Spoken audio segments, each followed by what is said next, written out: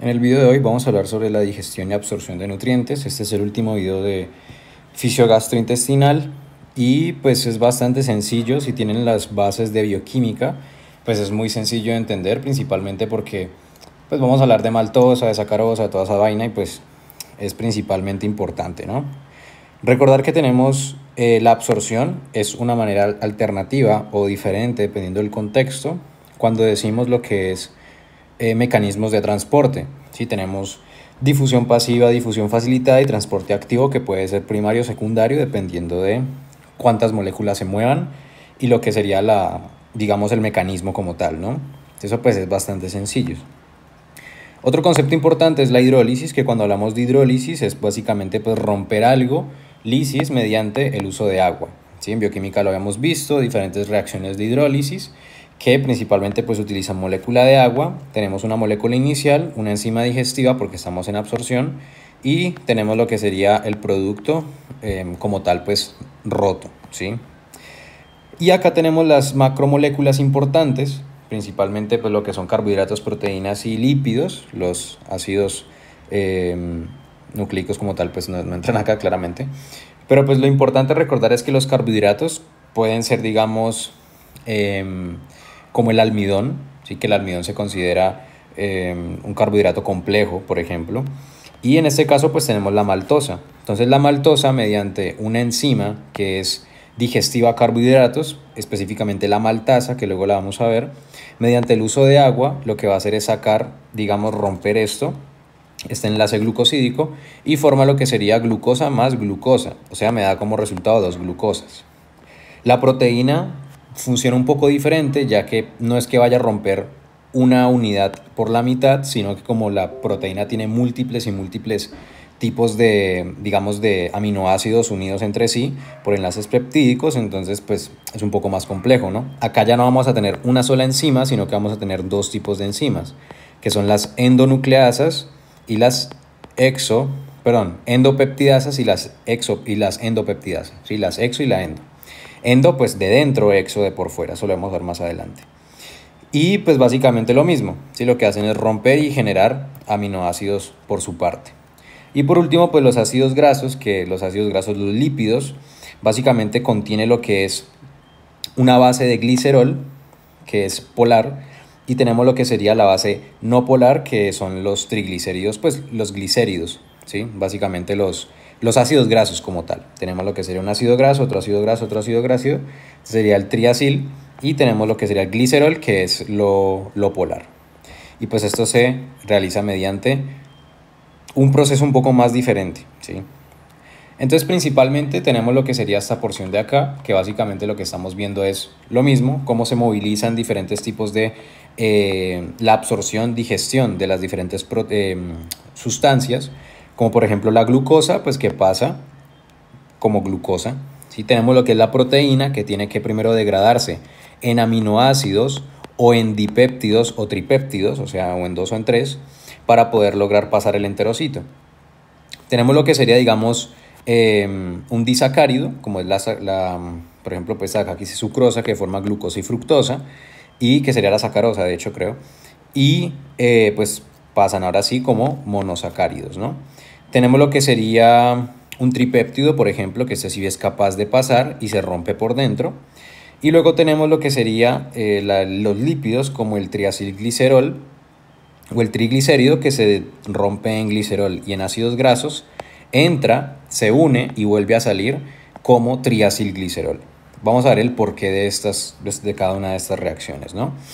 Importante recordar que básicamente pues los enterocitos, que son todas estas unidades de acá, que son las células, tienen lo que son principalmente pues unas microvellosidades, que son las prolongaciones de lo que sería el citoesqueleto, ¿sí? Entonces, nótese que los capilares claramente pues están introducidos en lo que sería esta, digamos, esa vellosidad o esa especie de cúspide que se forma en el intestino, y pues también tenemos lo que sería parte de un conducto linfático, ¿no?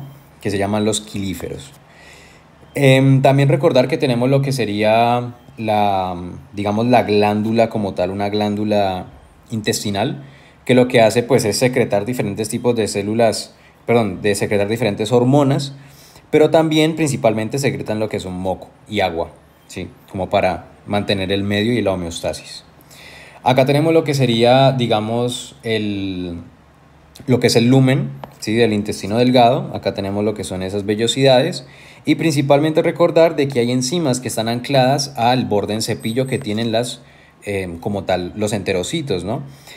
¿Esto es por qué? Básicamente porque si yo, por ejemplo, acá en este punto, si en este punto de acá yo tengo una enzima que está adherida aquí en este puntico, básicamente cada vez que un macronutriente esté cerca, la enzima por mera reacción lo va a descomponer y pues por diferentes tipos, tanto de transporte como gradiente de concentración como por transporte activo, va a introducirse al enterocito. Entonces estas enzimas normalmente tienen que estar siempre adheridas, como por ejemplo la enteropeptidasa, que es entre comillas está adherida, pero más que todo como la maltasa, ¿sí? Que es una de las enzimas que están unidas a ese borde en cepillo. Esta característica la vamos a ver más adelante al finalizar el video.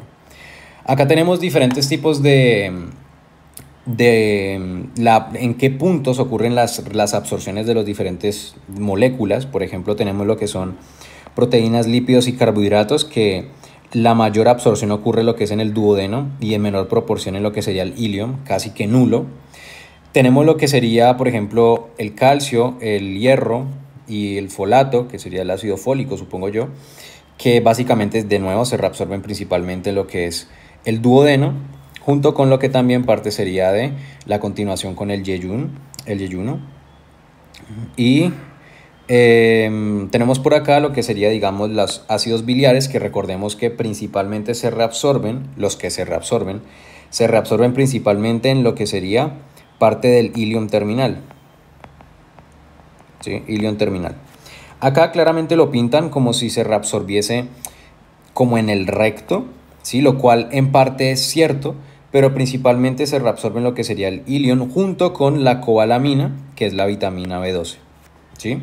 Y con el factor intrínseco, que es como la chaperona, entre comillas, ¿sí? Entonces vamos a iniciar con lo que serían carbohidratos, que es bastante sencillo. Ya toda esta cháchara pues no se las voy a dar porque ustedes ya saben que permite el reconocimiento, principal fuente de energía, etc, etc. Qué hambre.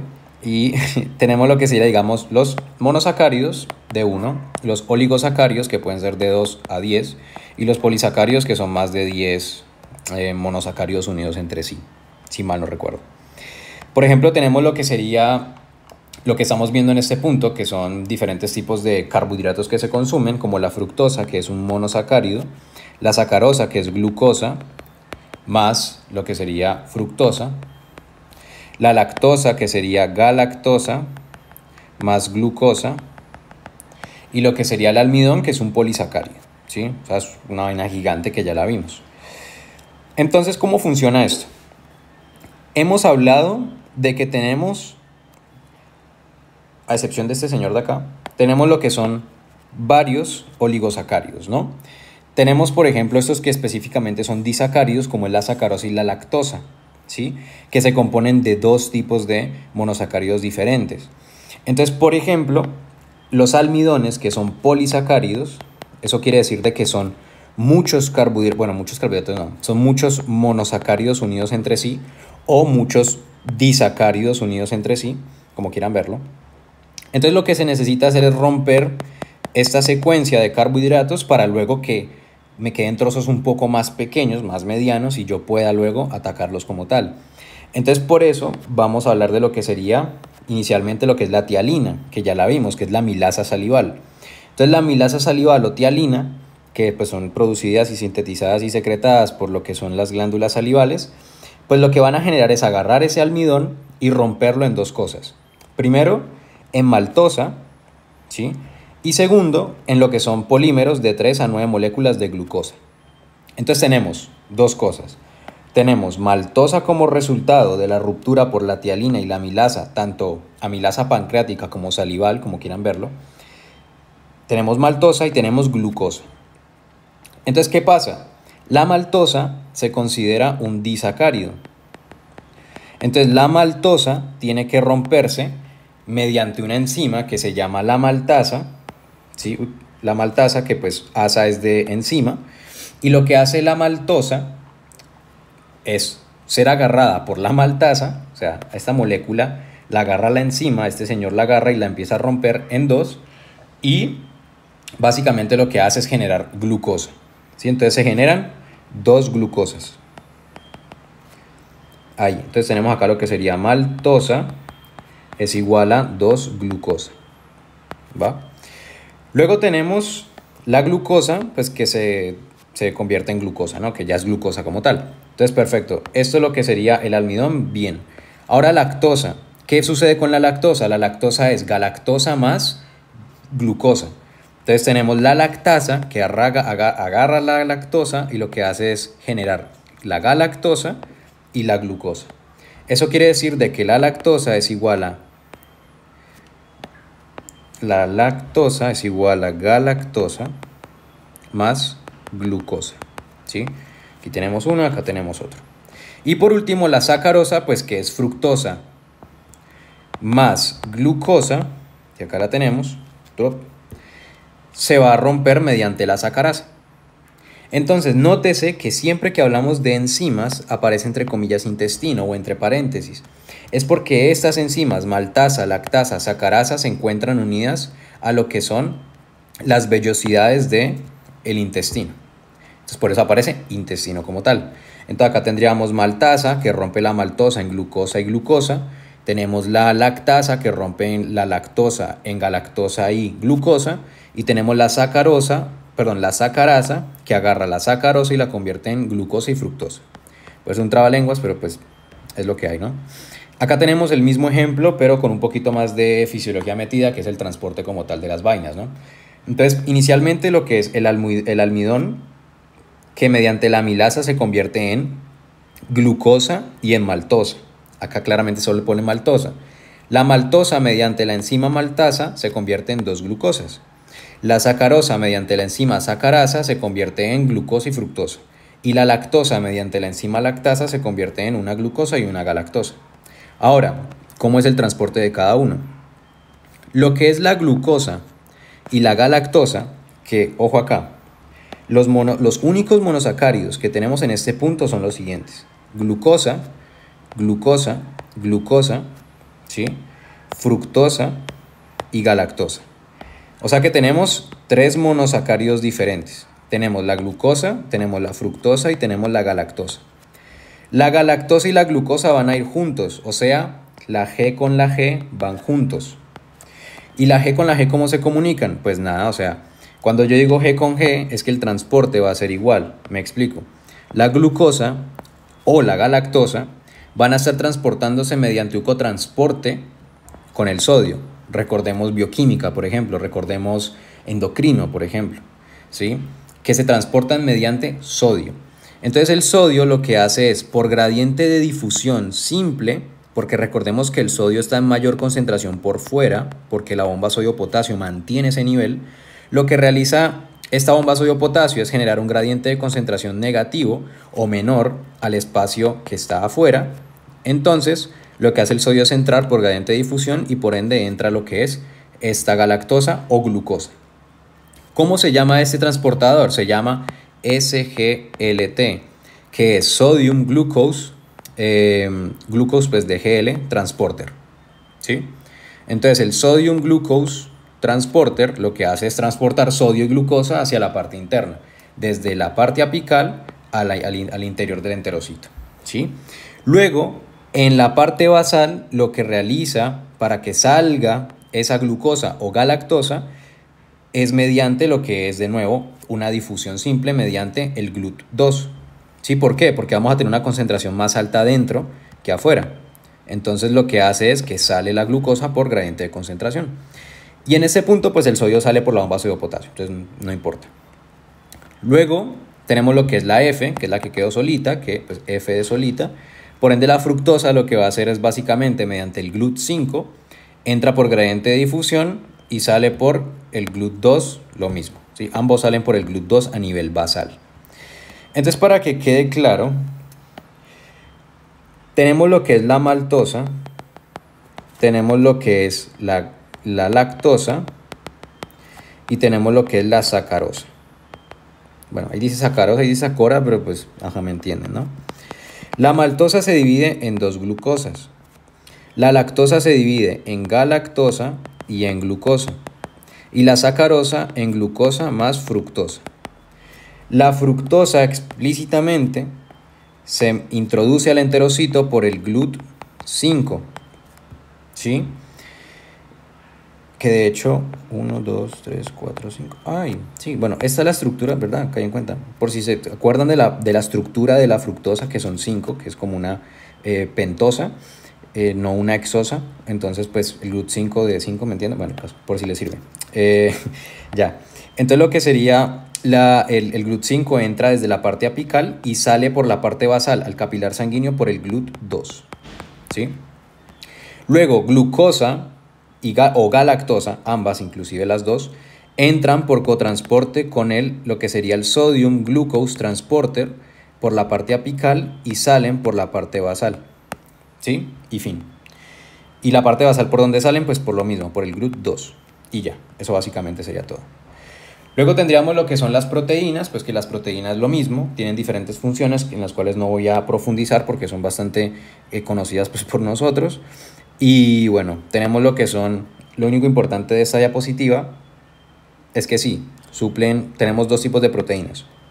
Proteínas completas, que lo que hacen es aportarme esos aminoácidos esenciales que son tanto ingeridos como procesados por los animales, y las proteínas incompletas que no tienen o son, digamos, deficientes en lo que son los aminoácidos esenciales, principalmente pues por el hecho de que se encuentran a nivel vegetal la mayoría de ocasiones y no son procesados por las enzimas de los seres animales, ¿sí? Como las vacas, etc. Por eso normalmente las personas que son pues especialmente vegetarianas, inclusive veganas más que todo, pues son aquellas que tienen que tomar suplementos frente a los aminoácidos que son esenciales. Ahora, aquí lo importante, cuando nosotros hablamos al inicio de la clase, lo que sería sobre cómo se rompe un aminoácido, había nombrado dos cosas. Una exopeptidasa, la cual llamé exonucleasa, pero está mal porque nucleasa hace referencia a RNA y DNA. A las exopeptidasas y las endopeptidasas que estamos viendo acá, ¿sí? Entonces aquí hacen referencia a las exopeptidasas y endopeptidasas. No, digo eso mal. A las exopeptidasas y endopeptidasas. Característica importante es que las exopeptidasas van a romper y van a liberar siempre aminoácidos. Las endopeptidasas van a liberar siempre cadenas de aminoácidos, o sea, oligopéptidos o polipéptidos, como quieran llamarlo. ¿Por qué? Si yo rompo aquí, me queda básicamente este trozo y este trozo. Diferente a si yo, por ejemplo, rompo aquí, me queda este aminoácido y la cadena. ¿Cuánto liberé? Un aminoácido.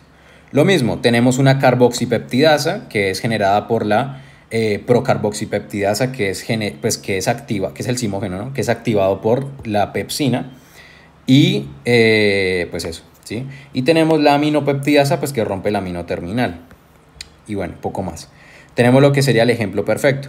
La pepsina, tripsina, quimotripsina y elastasa lo que hacen es romper esta cadena en cadenas más pequeñas y luego lo que es la aminopeptidasa y carboxipeptidasa, que ambas son exopeptidasas, lo que hacen es romperlo en aminoácidos como tal. Acá tenemos básicamente la misma vaina, tenemos aminoácidos, enlaces peptídicos, extremo carboxi, extremo amino y la misma vaina. Endopeptidasas rompe perdón por la dislexia, rompe lo que sería la parte pues de dentro y por ende me genera dos péptidos más pequeños y las exo pues por fuera, ¿sí? Ahora, ¿qué es importante? Importante de esta diapositiva es comprender dos cosas.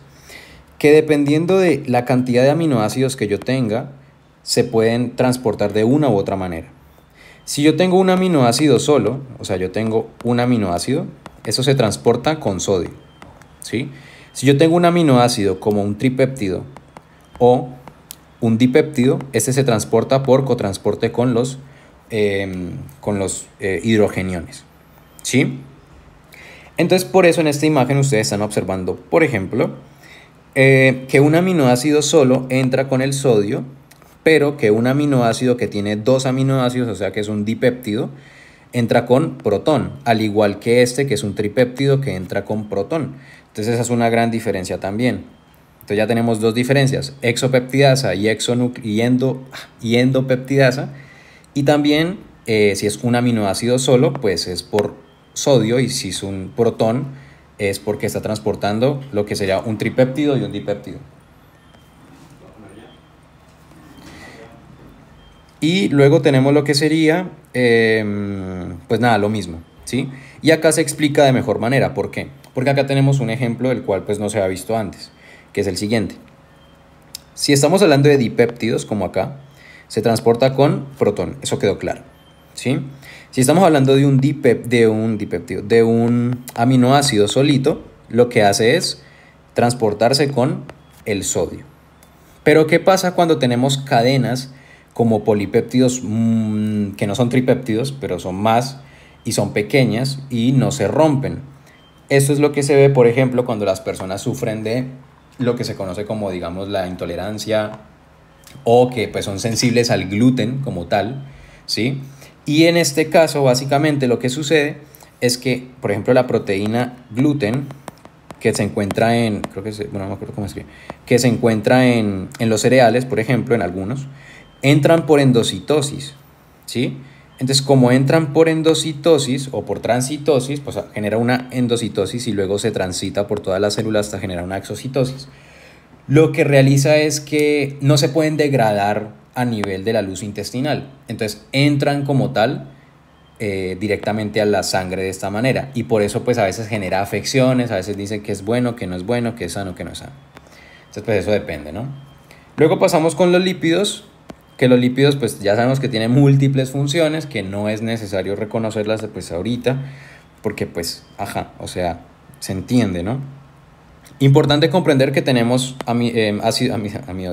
tenemos ácidos grasos saturados e insaturados, siendo los saturados SD saturado, SD simple, o sea que son enlaces simples, y los insaturados que tienen enlaces dobles o enlaces triples y que tienen configuración tanto cis, o sea que están en ambos lados, o trans, que están en X, ¿sí?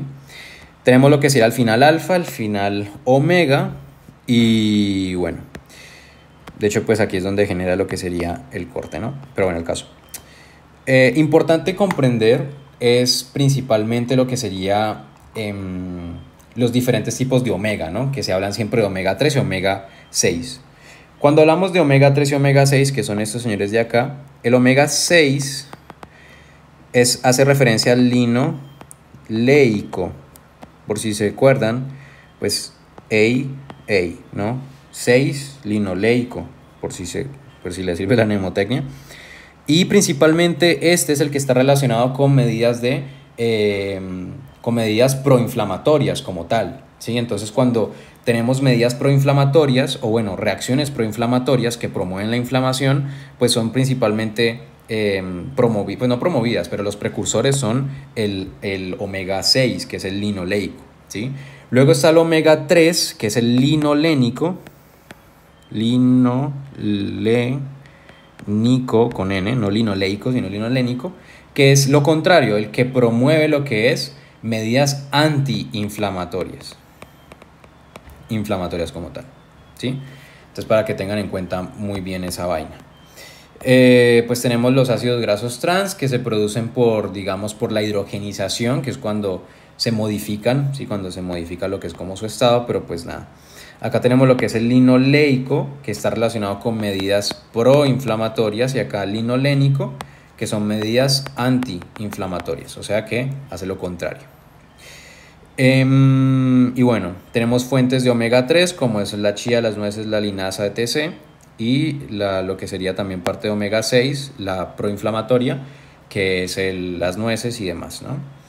Ahora, ¿cómo sucede la digestión de los lípidos? Es muy sencilla. Primero, esta sucede en dos partes. La primera es que la bilis, que es pues sabemos que la bilis tiene ácidos biliares, con las sales biliares conjugadas con taurina o glicina, y básicamente pues esto lo que genera es una solución, o bueno, una solución que es una solución anfipática. Y esta solución anfipática genera lo que se conoce como la saponificación de las grasas, ¿sí? Entonces, ¿cuáles son los dos pasos? Pues la grasa va a pasar a grasa emulsionada o saponificada cuando se genera la bilis y la agitación, ¿sí? Y luego se encuentra la grasa emulsionada con una lipasa pancreática y libera lo que son ácidos grasos y pues lo que sería el monoglicérido como tal. Acá tenemos lo que es la estructura química, digamos el triglicérido, que es el glicerol con los 3 ácidos grasos, que mediante la saponificación de las grasas se puede romper mediante una lipasa en monoglicérido, es decir, el glicerol con un solo ácido graso y los diferentes ácidos grasos libres, que son 2, ¿sí? Pero entonces, ¿cómo así esa saponificación de las grasas? Pues es muy sencillo. Tenemos lo que sería, digamos, que es el lípido, y tenemos todo esto que estamos viendo que serían las sales biliares. Estas sales biliares tienen una parte o un polo que sería polar o hidrofílica y una cara interna que es apolar, no polar o hidrofóbica. Esta parte hidrofóbica se va a unir con lo que sería un pedacito de toda esa grasa y por ende es muy diferente que una enzima degrade una molécula de X tamaño a que degrade una molécula de este tamaño. Es más fácil, tiene mayor superficie pues para digerir, ¿no? Para degradar, mejor dicho. Y bueno, pues básicamente eso sería por como de esta imagen importante.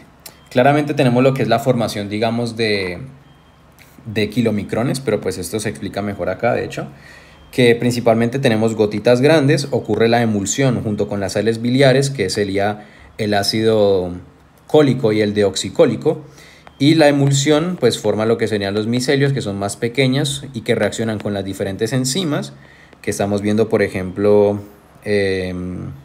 aquí, ¿sí? Que degradan las diferentes enzimas, como por ejemplo la lipasa y la colipasa, que lo degradan, y cuando degradan esto, pues cuando entran, pues son capaces de formar los kilomicrones, que son esas como apoproteínas que luego se pueden liberar a la sangre, ¿sí? Entonces pueden liberarse a la sangre con un transportador o pueden liberarse a lo que es los diferentes tipos de quilíferos, creo que se le llamaba, o quilóferos, que son pues esos vasos linfáticos como tal, ¿no? Que luego desembocan en el ángulo yúgulo subclavio izquierdo a nivel parte de la vena cava, ¿no?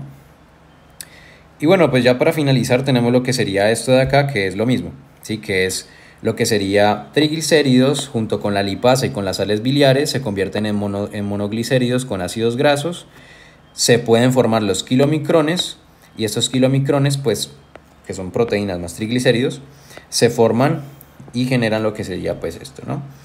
Algo para que se acuerden el por qué se generan, o sea, por qué yo rompo triglicéridos y los vuelvo a armar dentro. La razón sencilla es principalmente porque en su gran mayoría son apolares, y recuerden que siempre lo apolar va a buscar a alguien de su misma especie. Por ende, si yo tengo dos moléculas apolares acá, ellas van a tender a encontrarse y formar una molécula apolar un poco más grande. Por ende, si yo los rompo, los introduzco y luego se vuelven a unir, pues es por la misma, por la misma naturaleza química, ¿sí? Entonces, principalmente eso. Acá tenemos la misma vaina, que sería el capilar sanguíneo, el kilomicrón por vasos sanguíneos. También tenemos lo que es parte de, por ejemplo, ácidos grasos de cadena corta que pueden viajar por sangre. Tenemos lo que serían también el transporte de kilomicrones vía sanguínea por parte de transportadores, pero pues es un poco más inusual. Y acá ya casi para finalizar tenemos lo que son, digamos, una especie de resumen, que es lo que hace cada una con las macromoléculas, ¿no? Tripsinógeno que se convierte en tripsina mediante la enteropeptidasa. Básicamente secretada pues el tripsinógeno por las células principales, pues lo que hace es eso mismo, ¿no? Tenemos lo que es la dextrina, que convierte lo que son las moléculas individuales, básicamente por lo que es el tripsinógeno. Tenemos lo que es la sacarosa, que se convierte en glucosa y fructosa por la sacarasa. Lo que es la lactosa en glucosa y galactosa mediante la lactasa. La maltosa en dos moléculas de glucosa mediante la maltasa. Y pues los péptidos mediante la aminopeptidasa, sea lo que sería, digamos, una enzima exopeptidasa o una endopeptidasa. Y los nucleótidos, pues que esto es por una nucleosidasa, ¿sí? Recuerden que todo esto está unido a el borde en cepillo, por eso es importante recordar eso. Y acá tenemos la misma vaina, que es el mismo recorrido, lo que hemos venido hablando. La G con G, transporte secundario, la F por difusión facilitada por lo que es el GLUT5. Este sería el SGLT, ¿sí? Ambos salen por el GLUT2. Luego tenemos lo mismo, dipéptido y tripéptido por protones, aminoácido solo con sodio, sencillo. Si es aminoácido, es un ácido graso, perdón, de cadena corta por difusión simple, y pues si es algo más grande como un micelio, pues básicamente se saponifica, se rompe, se introduce por difusión simple porque es una membrana lipídica, se forma el triglicérido, se le une a proteína, se forma el kilomicrón y sale por conducto. Luego pues tenemos la absorción del sodio, que la absorción del sodio es muy sencilla de entender, básicamente porque es tan general que pues se enseña de esta manera, que básicamente pues el sodio lo que hace es reabsorberse mediante la bomba, o sea, se reabsorbe pues por los nutrientes y se mantiene esa reabsorción por la bomba sodio-potasio, ¿sí? Porque tenemos, digamos, mucho sodio acá porque me comí algo súper salado y recordemos que el gradiente es más grande afuera que dentro de la célula, por ende se introduce. Acá tenemos lo mismo, reabsorción de lo que sería todo el tema del sodio, mantenido por la bomba sodio-potasio y pues el agua que sigue al sodio, ¿sí? Mediante la comunicación paracelular. Tenemos lo que es la absorción de la vitamina B12, que recordemos que la vitamina B12 es sintetizada pues es ingerida a nivel de la comida. Cuando se introduce lo que son diferentes ácidos por el pH generado por el HCl de las células parietales, básicamente, y mediante la pepsina sintetizadas por las células principales, van a generar lo que es digamos, el desacople de la cobalamina o vitamina B12 del resto de proteínas, ¿no? Estas proteínas se reabsorben, van a ir a todo el proceso que ya conocemos, pero no nos vamos a enfocar. Lo que es la cobalamina, mediante las células parietales que van a sintetizar, aparte del HCl, el ácido clorhídrico, va a sintetizar el factor intrínseco. Ese factor intrínseco es principalmente necesario para la reabsorción, ¿sí? Pero ojo, el factor intrínseco no se acopla a la cobalamina, sino que se acopla otra molécula importante, que es la aptocorrina. Esta aptocorrina es básicamente sintetizada pues, por las glándulas gástricas principalmente, y lo que hace es que se une a la cobalamina porque funciona como chaperona. Chaperona básicamente es una especie, digamos, de guía. Entonces, si yo tengo la cobalamina y se le une la chaperona, que sería la aptocorrina, lo que hace es guiarlo y evitar de que se vaya, entre comillas, a perder, ¿sí?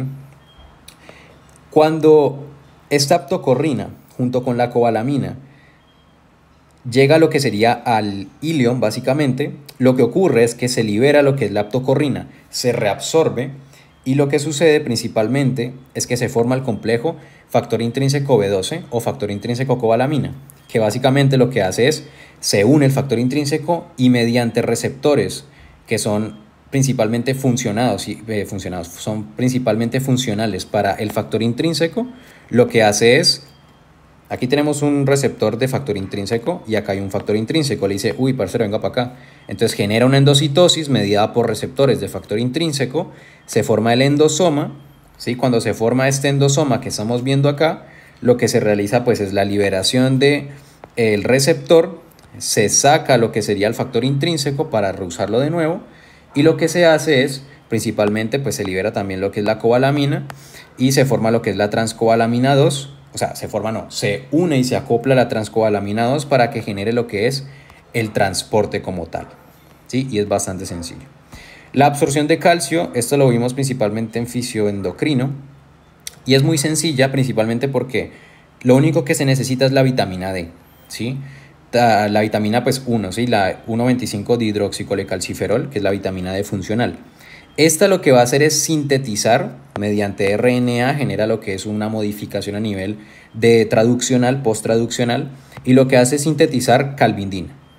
Esta calvindina, imagínense que la calvindina es como una especie de cartera o bolsillo o canasta, que lo que hace la calvindina es, si tiene calcio aquí, lo que hace es introducir la mayor cantidad de calcio que pueda dentro de esta cartera. O sea que ahora esta cartera queda llena de calcio y fuera no hay nada. ¿Esto para qué sirve? Para que el gradiente de concentración siga funcionando. Es decir, si yo tengo mucho calcio acá y se mueve hacia adentro, lo que va a suceder es que el calcio se va a regular en este punto, por ende entramos en un equilibrio de concentración y no va a haber un movimiento. En este caso no me favorece la reabsorción, no me favorece la absorción de por sí. Entonces por eso lo que hace la calvindina es capturar lo que sería ese calcio formando calcio-calvindina o el complejo calcio-calvindina, que lo que genera pues es mantener ese gradiente de concentración, de que acá haya menos calcio libre y acá haya mucho calcio libre, por ende entre. Y luego pues el calcio lo que hace pues es eso, mismo bombearse como tal, ¿sí? Y la absorción de hierro pues es bastante sencilla, se sabe que la absorción de hierro pues es básicamente pues importante por el grupo hemo como tal y pues poco más, la verdad, esto no hubo mucha digamos pues profundización, solamente que el origen vegetal debe pasar por reacciones enzimáticas diferentes para antes de ser introducido dentro del enterocito. Entonces pues básicamente eso. Eso sería principalmente por lo que sería el video de hoy. Ya acabaría lo que sería fisioendocrino. Y pues nada, recordar siempre las diferencias entre la absorción de los diferentes monosacáridos, también la reabsorción por los canales, pues, la reabsorción de los aminoácidos, sea digamos si es un tripéptido, dipéptido o aminoácido. Y también lo que son las enzimas, digamos, cómo se sintetizan y quién es el precursor, es decir, el simógeno. Si es una procarboxipeptidasa es porque es el simógeno y se convierte en carboxipeptidasa. Si es una proenteropeptidasa, pues es porque se va a convertir en la enteropeptidasa. Si es el ASTA, pues básicamente así, ¿sí? Y poco más.